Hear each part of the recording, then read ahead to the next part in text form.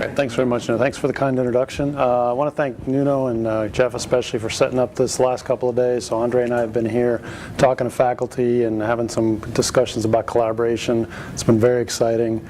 You know, I think there's a lot of great opportunities, and we're looking forward to meeting students in the next hour or two. So, as Nuno said, I'm at UTRC. This is a picture of the campus. I want to talk a little bit about what the company is before we get into what the research center is. So United Technologies is one of these companies that many people have heard, but oftentimes people don't know what it is. So it's a large industrial corporation, and it's really made up of a lot of smaller companies, which are also, you know, reasonably sized. There's about 220,000 people across the globe who work for United Technologies, and it's essentially an aerospace company and a building company. So on the aerospace side, we have Pratt & Whitney engines and UTC aerospace systems. On the building side, we have Otis Elevator and UTC Climate Controls and Security, which is carrier air conditioner, building security systems, fire detection suppression companies, things like that. So we're essentially an infrastructure company. We make aerospace infrastructure systems, everything except the avionics, and we make everything for buildings except lights. So, you know, lots of sort of interesting, complex mechanical systems, lots of great opportunities for controls. It's a large company. Last year sales were about $56 billion. It's really kind of split evenly across the building side and the aerospace side. And it's really kind of distributed across the globe. So it is a large company. And a key fact about it is UTC last year invested almost $4 billion in internal and customer funded R&D. Now this is not all obviously UTRC funds, we wish it were.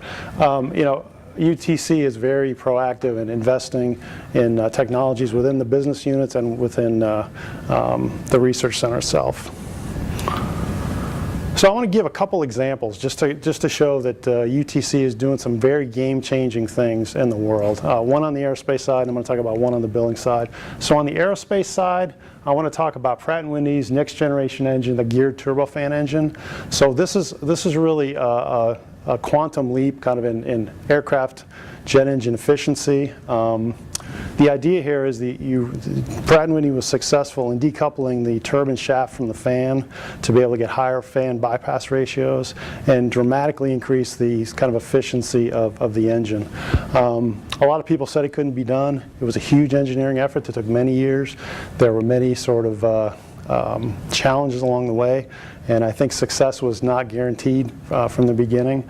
So this again is a kind of an interesting story, and then it really is going to revolutionize things, vastly decrease carbon emissions, vastly increase fuel or decrease fuel consumption. So it's really sort of an interesting story here about it's an example of the company investing a lot in research to come up with a really revolutionary product. And on the building side, so carrier air conditioner does a lot of very mundane things, but they also do a lot of very exciting things. And one of the exciting things that they had the opportunity to do was to replace the air conditioning system in the Sistine Chapel in St. Peter's. Now there's a lot of really key challenges here. So the issue was the original air conditioning system was designed back in 1993. It was designed for a few visitors. It was designed to control some things. But as time went on, it was insufficient for the larger number of visitors that came through, and there was actually a threat to the Michelangelo's frescoes that were on the walls and the ceiling. So Carrier was contracted to go in there and come up with a new solution. And again, there was a lot of real significant challenges in this. The architecture couldn't be changed in any way, so they couldn't have any sort of ducts or anything visible. There were challenges in terms of airflow, so you couldn't just have air flowing along any of the beautiful frescoes because it would also damage them. And the site had to be kept open during this whole renovation. So this was a significant sort of engineering effort that was multi-year and eventually was extremely successful. So the new system has a multiple of the cooling capacity, multiple of the efficiency. The replacement of it was nearly invisible to the public, and it was able to stay open this entire time. So this is one example, but Carrier actually does this with many sort of World Heritage sites across the globe. So just a couple examples of some cool stuff that UTC does. So may I ask a question? Of course.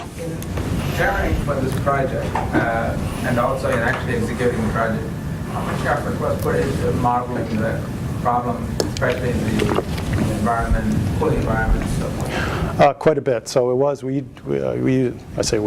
Kerry used model-based design. There was quite a bit of work in CFD and modeling the flow and coming up with very creative, innovative solutions to how to do the sort of cooling without, projecting airflow in a normal way. Like in a normal building, people are used to sort of airflow out of the ducts, but that was really not acceptable. So there was quite a bit of modeling. Yeah. So that's UTC in a nutshell, and UTRC, the research center, is a relatively small company. We're about 630 people across the globe, mostly in East Hartford, Connecticut, and we're really the research center for the big UTC. And so we have a number of roles. One role is to kind of define new frontiers, so look out into new areas that we know will be important to the company in the future, but that maybe the business units have not really embraced yet. So some examples are autonomous systems, advanced manufacturing, data analytics, and big data. Things we know are going to be important in the future that the companies will need. Another is we work with the business units to co-develop new technologies, and there's lots of examples of this on kind of the building side, on the aerospace side. And finally, we work with the business units when they have tough problems, and they come to us explicitly and say, we have this challenge and we need to solve it. And there's been lots of examples where we were able to really step in and kind of take care of these things. So this sort of, these three sort of areas are sort of the three types of projects that people do in UTRC. The top one is sort of capability development for the future. The second one is sort of joint work with the business units. And then this last one is sort of this firefighting mode of putting out, really key, very timely, very expensive problems that are important to the company. We also serve as a hub for technical interchange. It's a nice way for businesses to interact where they wouldn't have otherwise. And we also, with things like this, have lots of outreach to universities. So it's a great place for that. We leverage the global network of information. We have lots of partners all over the globe. And finally, we try to monetize the IP whenever possible. So as I mentioned, about 630 people around the globe. We're mostly in East Hartford. I think about 500 in East Hartford. I don't know if these numbers will add up. We're about 50 in Cork, Ireland, on the European side, about 50 in Shanghai, about a dozen in Berkeley, California, and then we've recently got an office of about 30 people in Italy. So I'm not sure if those numbers add up exactly, but these numbers are all research staff? Mostly research staff. It's about 80% research staff. So this is kind of the breakdown here of the technical staff and the advanced degrees, but most of the people, so at the East Hartford campus, for instance, I think there's about 400-ish people, and I think about 300 are research staff. So there's three sort of technical departments I'll talk about in a minute, and the rest are sort of the support staff, finance, and so on. Yeah. So again, lots of advanced degrees. We're very much a global company. We have offices around the world, and we do have people representing, last count, about 45 different countries. So here's the departments: physical sciences, thermal and fluid sciences, and systems. And Andre is the department leader for systems. And here's a little more information on that. So here are the group structure and systems. So everything's sort of systems related. Power electronics group, they do energy conversion, they do motors and drives, they do some electromagnetics. Embedded systems and networks, they essentially do software and wireless as well. System dynamic and optimization, as the name would imply, lots of optimization, uncertainty quantifications, those types of applications. Decision support and machine intelligence, this is where a lot of the human-machine interaction is. This is also where a lot of the data analytics is.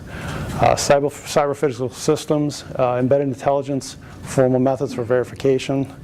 And finally, I'm the control systems group leader.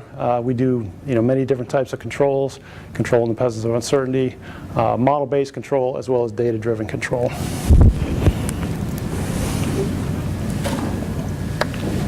So I want to give some examples of the type of projects we do. So I've got four sort of areas I'm going to talk about here today. And what I mentioned, the 3 different types of projects, sort of the capability development, the more joint projects with the business units, and then the sort of solving the tough problems for the business units. What I'm going to show today are examples of that first area, the sort of capability development area, just to give you a sense of that. So the first one I want to talk about is autonomous and intelligent systems. So for about the last 5 years, UTRC has been involved with an initiative in autonomous and intelligent systems. And the purpose of this really was to augment human intelligence with embedded intelligence in machines to be able to have better performance, some resilience, and in some cases improved safety for our systems. The original sort of application was unmanned rotorcraft, and our original kind of partner in this was Sikorsky Aircraft. About a year ago, Sikorsky got sold to Lockheed Martin, so we no longer work with them very much. We're still partnering with them on some externally funded projects, but the focus has shifted away a little bit from the unmanned rotorcraft application. But the key here is that the framework that was developed was really developed to be platform agnostic. It was really developed to be sort of applied in the first case to unmanned rotorcraft, but be portable to other applications. And we're sort of in the process of doing that now.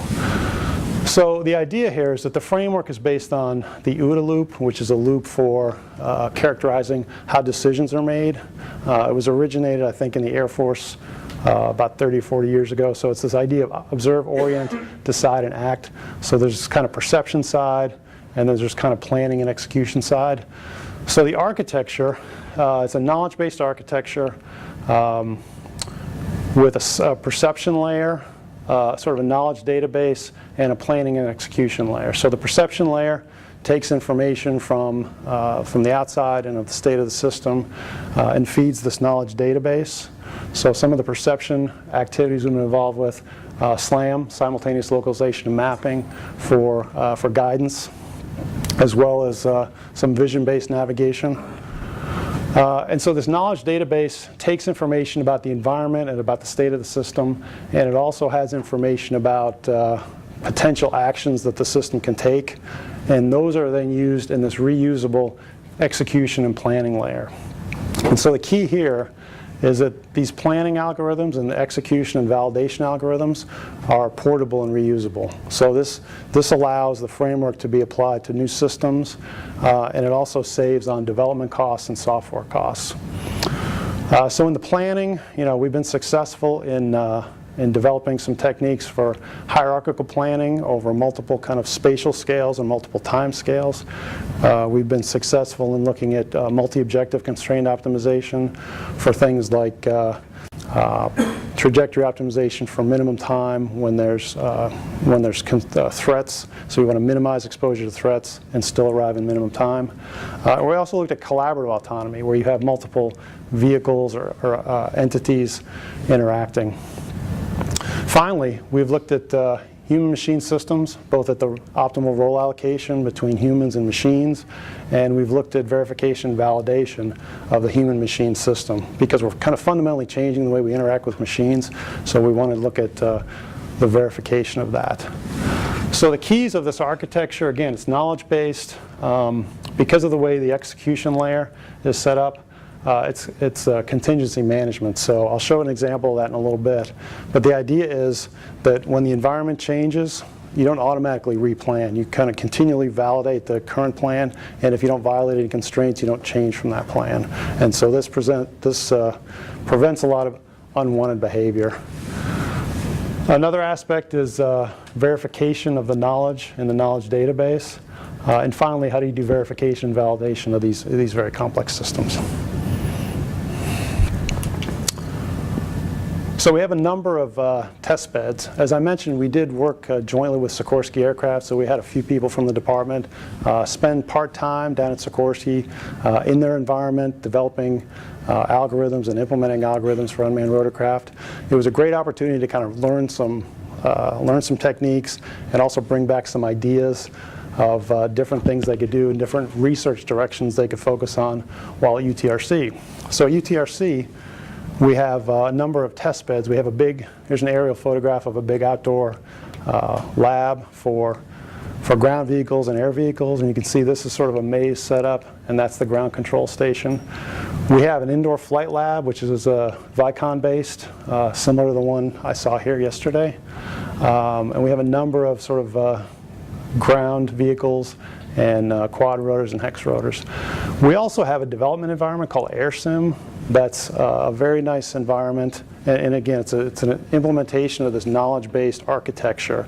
It allows us to do software development, algorithm testing, and it serves as the sort of control station for these experiments too. So it's been a nice kind of environment to do some of this work and sort of carry forward into experiment.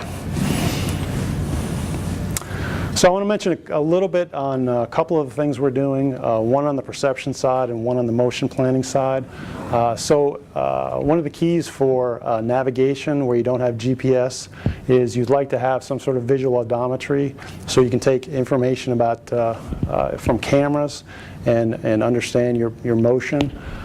So we've implemented this real-time stereo visual odometry.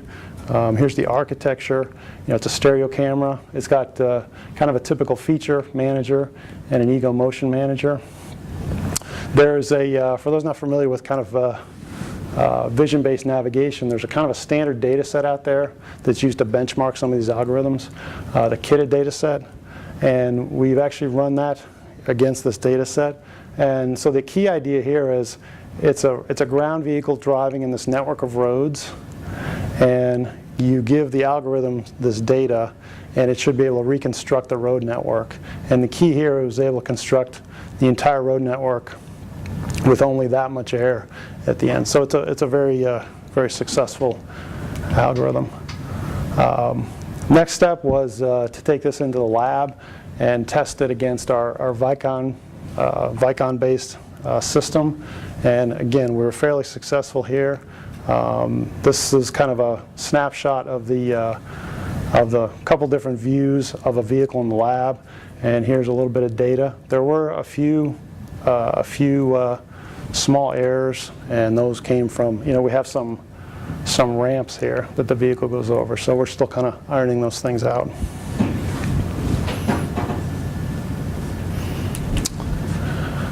So that's on the perception side, and again, that's sort of one example. We've done lots of perception over the years, and one of the areas I'm going to talk about at the end is going to leverage some of the perception and some of the trajectory planning I'm going to mention here for another application. The key here is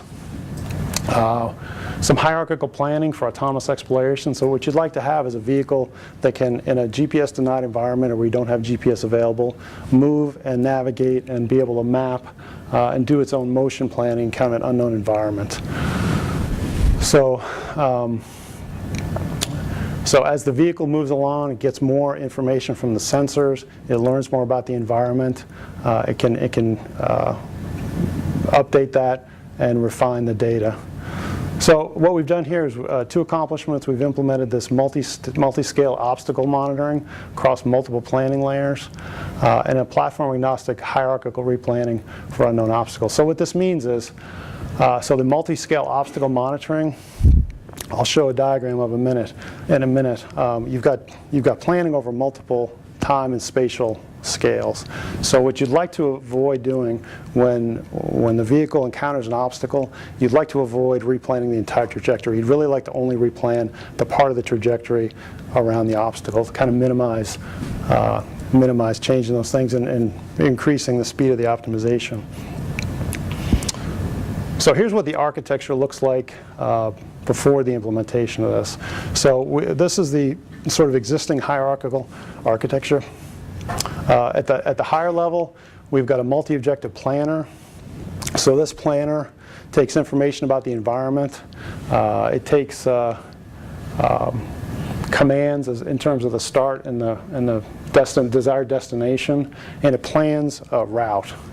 So it plans a route, it validates the route against the knowledge of the system, and then it feeds that to the model predictor controller, which then implements that, does the same thing at this lower level, again using the information from the database. So this is kind of the planning layer, and this is kind of the execution layer here.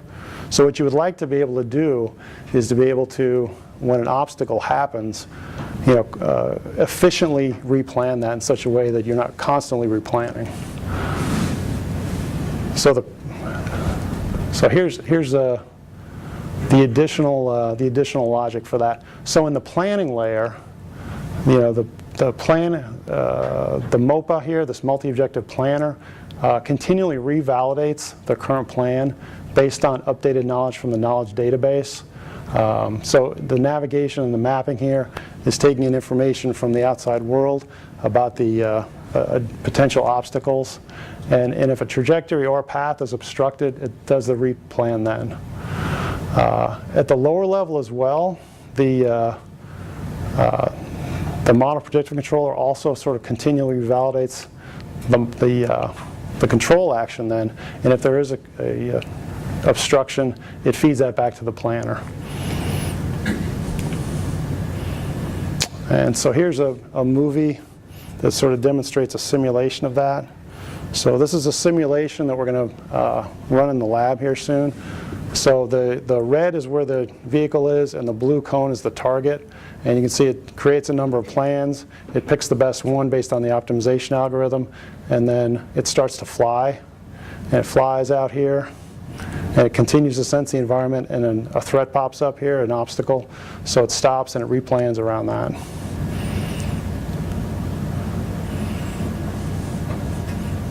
So the key here is you'd like this to be done as autonomously as possible, but without a lot of continually replanning everything. Another thing we've been working on with motion planning is this autonomous motion planning and belief space. So here, rather than the regular state space, the geometric state space, we're extending the Kalman filter to the combined state. This belief space is the state and the estimation error covariance pair. So now this is sort of a probabilistic approach to looking at the trajectory. And what you'd like to do is find a path that minimizes this uncertainty, which is trace of P, where P is the error covariance matrix. So this is work that was done outside, and we've done a couple of extensions here. One is based on sensor misdirection or misdetection if you've got errors in your sensing. And then we've extended this, more importantly, to the multi-objective planning. So the original work was the more traditional trajectory planning, where you're minimizing time or minimizing distance, and we've extended it to the hierarchical, the MOPA environment. Okay, so that was autonomous intelligence systems. Next, I want to talk about control of complex systems. So, the companies I showed in UTC, lots of complex systems, lots of very large-scale, interconnected, highly coupled systems. Here's some examples of those. We have electric power systems, aerospace systems such as environmental control systems and air management systems on aircraft. We're interested in transportation systems. We're interested in building systems. And the list sort of goes on and on. Jet engines, a very complex system as well. And so the key for us is that the control of these large-scale systems is very challenging, right? And they tend to be complex in two ways. One is you can have physical interactions between the physical components in a system, or you can have this sort of cyber interaction where you have an interaction based on the feedback loops interacting with each other. And so, what you'd eventually like to have is a design with a trade-off between efficiency of the controller, some robustness, some adaptation, and then ultimately you've got to have a verifiability of the system as well. So the work we're interested in really has to do with how do you look at one of these large complex systems and sort of decompose it in some meaningful way so that you can do control design on the subcomponents in a little more intelligent way. So for a lot of industrial systems across many industries, what's still done in practice is that people close single loops at a time, treating the system as a single input, single output system. And so you have a large complex system with a lot of these single loops, and they end up fighting each other because you're not really looking at the entire systems. You're not looking at the coupling or the interaction. So we'd like to get away from that. So, so what we'd like to do is look at how to decompose these systems. So at the very highest level, we can think of two ways One is sort of a hierarchical, looking at how the information flows among the system. You can look at graph theoretic methods, looking at the structure of the graphs and the interaction of the dynamics. And then at the subsystem level, there's two kind of approaches we're thinking here. One is where we just want to look at what's the best control architecture. What's the best control architecture in terms of inputs and outputs and subsystems that gives us some achievable performance while minimizing, the amount of control loops you have. So, just looking at the diagrams here, full multi-input, multi-output systems for these large complex systems is really not feasible, both from a design point of view, an implementability point of view, from a verifiability point of view. And the diagonal single loop at a time really suffers from bad performance a lot of the time. So what we would like is some sort of sparse control, some sort of block diagonal control, some structure that makes the most sense. So the two approaches, one is just to look at what that structure is, and one is to kind of do the design itself given some achievable structure like that.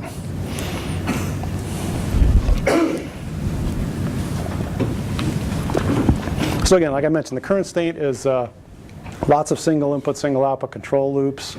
The control output of one system is often treated as a disturbance to others, leads to a lot of performance problems.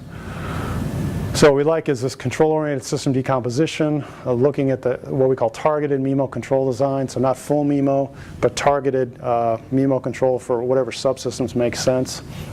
So there's lots of approaches to looking at how these sort of systems interact. So one is the decomposed relative gain array, which is an extension of the normal relative gain array, where it's a measure to look at which input-output pairs make sense for feedback.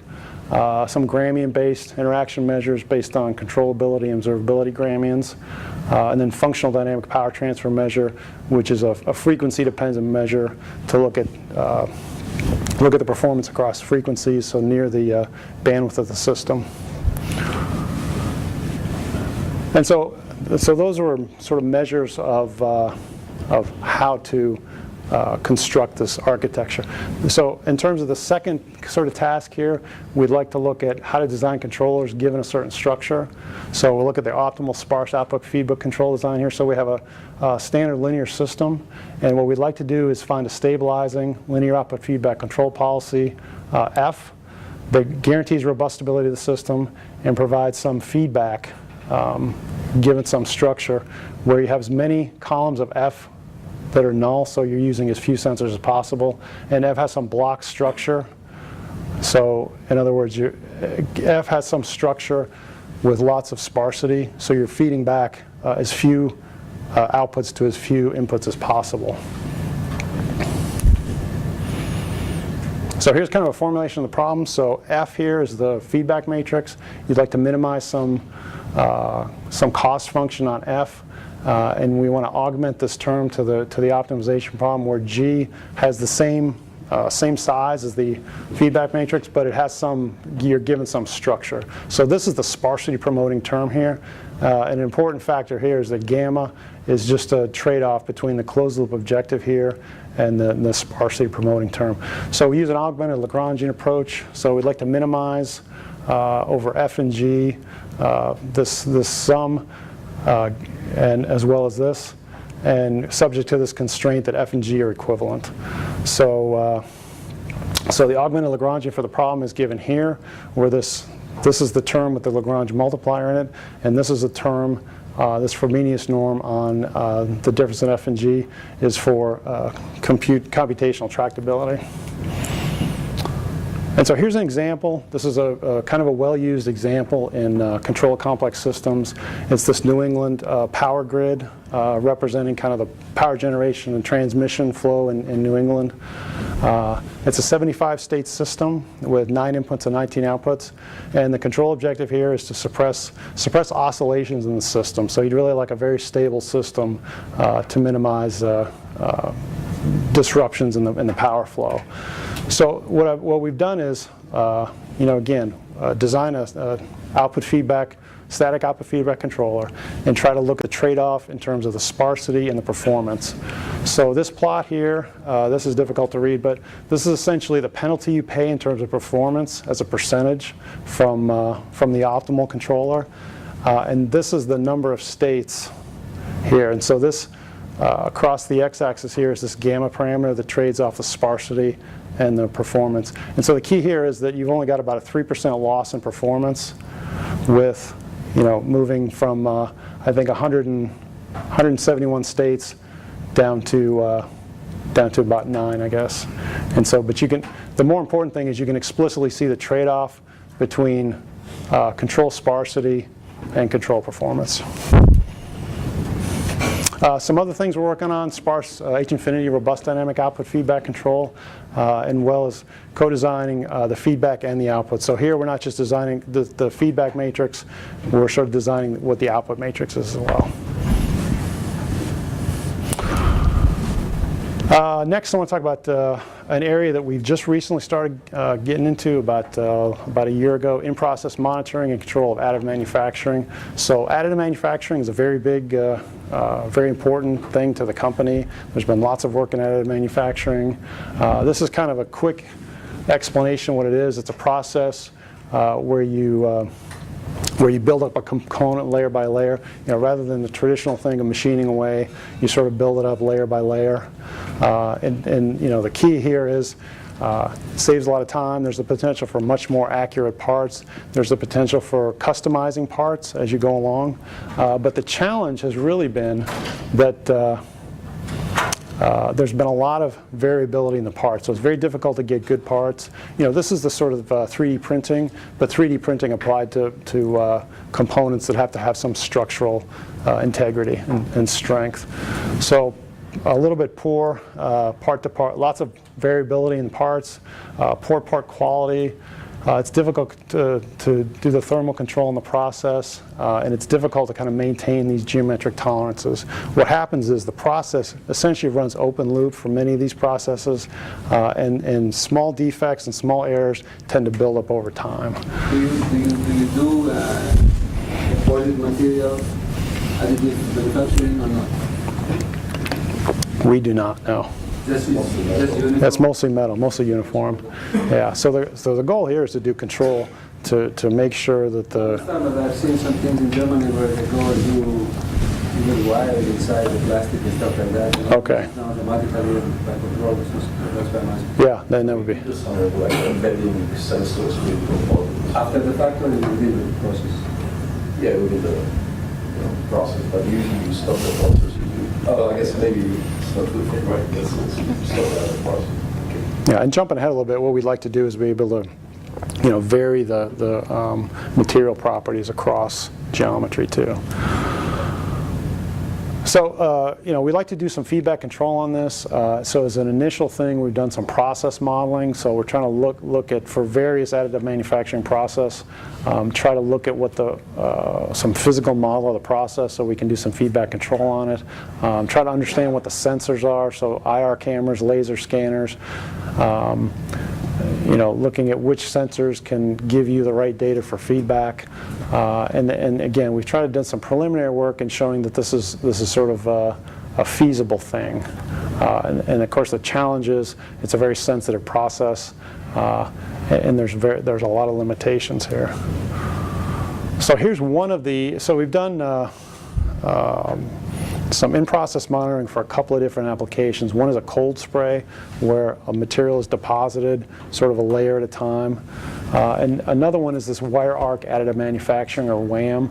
So here you have a robotic arm that guides this wire along the path of a substrate, and it oscillates up and down, and you put a voltage across it, and the voltage causes the tip to melt, and that melt tip then deposits a small thread of material on the substrate. And so, again, this is very effective, but it's hard to get repeatability. So what we'd like to do is, as an initial step, try to understand which signals in this process we can use for feedback. So not just sort of the vision-based, but also if there's currents and voltages within the system, what we can use. So we set up this experiment. It's essentially try to weld a bead across a flat plate with a sort of an artificial defect in here. So we've milled a slot as an artificial defect and tried to look at some of the signals to understand what we can do better with it. And so here is sort of a plot of some of these things. So we're looking at mean and variance of the tip voltage, that's these two, mean and variance of the source voltage. So one is the voltage just across that arc, one is the voltage that's fed to the machine. And then some of these things are the short circuit, the count, and the frequency. So the short circuit is when the arc flashes. And so the idea here is the red lines here are the normal process, and the blue line is when there's a defect. And the red dotted line, that window, that's the window that the defect is in. So we found that by looking at some of these things, even though the short circuit frequency and mean and variance provide some data, it looks like the mean tip voltage is really what, as you would expect, it's sort of an intuitive thing, really gives us some information for that. So the next step then is to apply some hypothesis testing.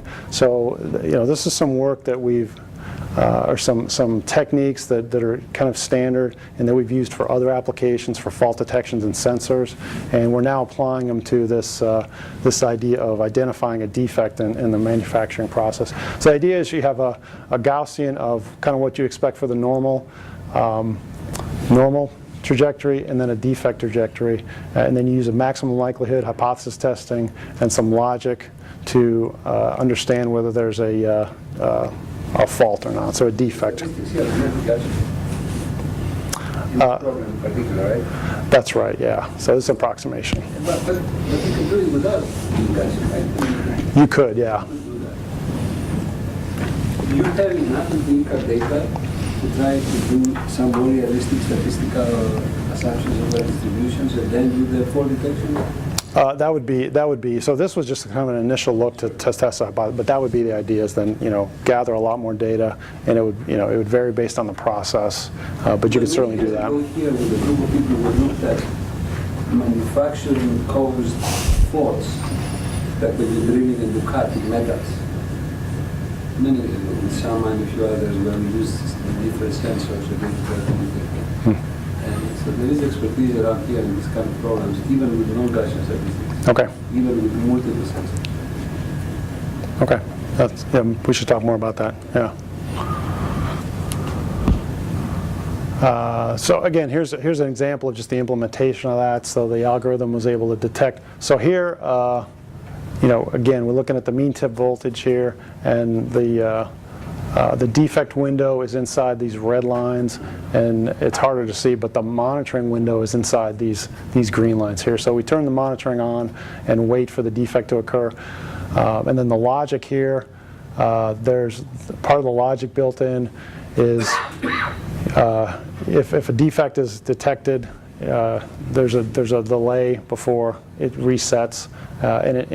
But in all these cases, the defect was detected. So again, the point of this was to kind of show feasibility of that, and there's a lot more work to do. So finally, I want to, the last one is some... Can I say something about this? Yeah, of course. Okay, so one of the challenges we have when we try to do additive manufacturing is we don't want to be enamored just by the complexity of the shapes, but we want to be able to do the engineering analysis of the manufactured artifact beforehand so that we can accurately predict with some errors the macro properties of the structure and then make it. Yeah. Are you getting into that? That's one of the aspects we plan to get in next year, is trying to understand more of the physics of the microstructure and the physics of the process. This was more of a gross look at the physics, but that would be the next step. Yeah. Everybody shows you these beautiful pictures and structures and all that stuff, and then you ask, well, if I do it like that, will it break? Right. And then they say, I don't know, it's beautiful because it's very complex, right? Because that's the key to this, is we're not just trying to get the right geometry, we're trying to get the right structural properties, strength, and those kinds of things, structural integrity and those kinds of things. Yeah, so that's the ultimate goal, right? So a lot of this is done quite successfully. You can go buy a 3D printer now for not very much money, and you can make a plastic part of whatever. But for metals, where you have those kind of structural requirements, it's an open problem. Here with Sarah and another fellow, Mark, I think, in mechanical, about to what extent there's characterization of the output of the manufacturing process, given how you do it, because it is differently, different products have, and there's almost nothing.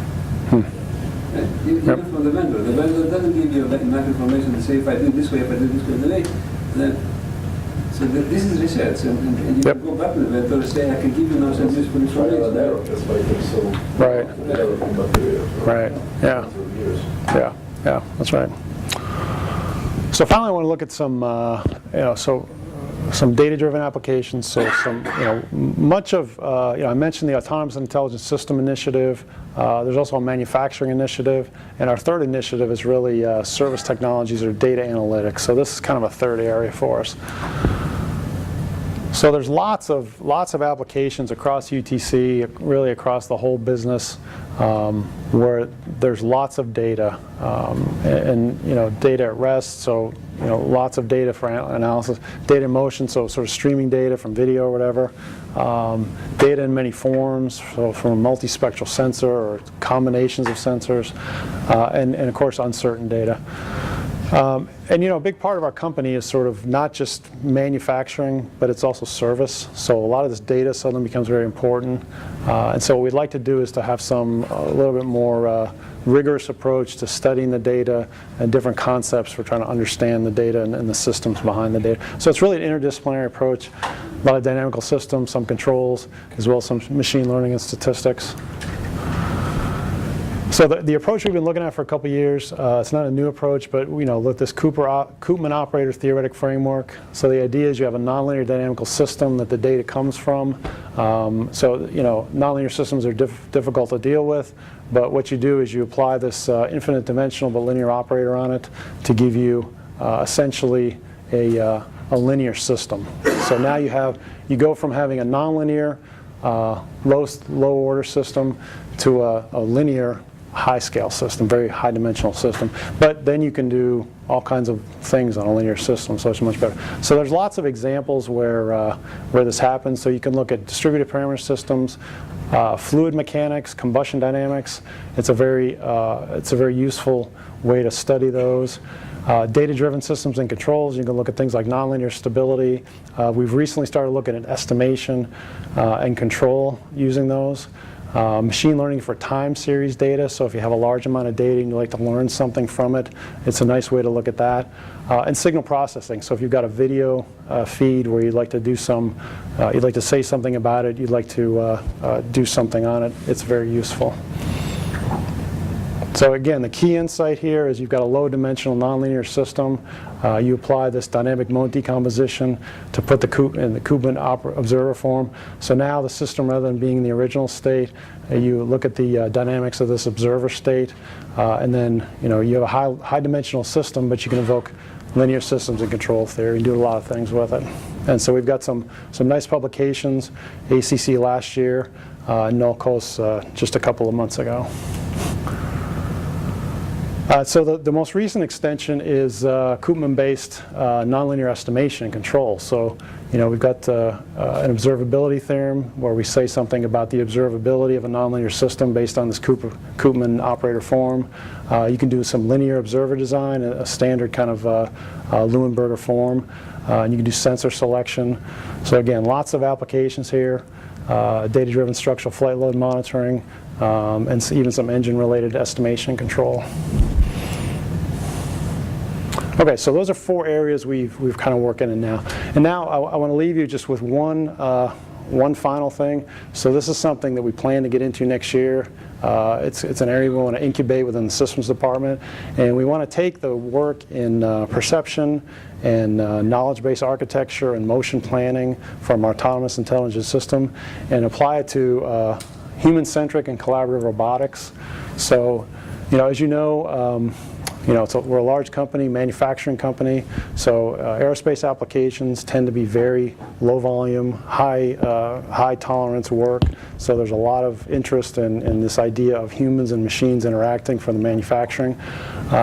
There's also lots of interest in that for inspections, servicing and repairing systems, both for kind of increased performance and efficiency, as well as safety in some cases.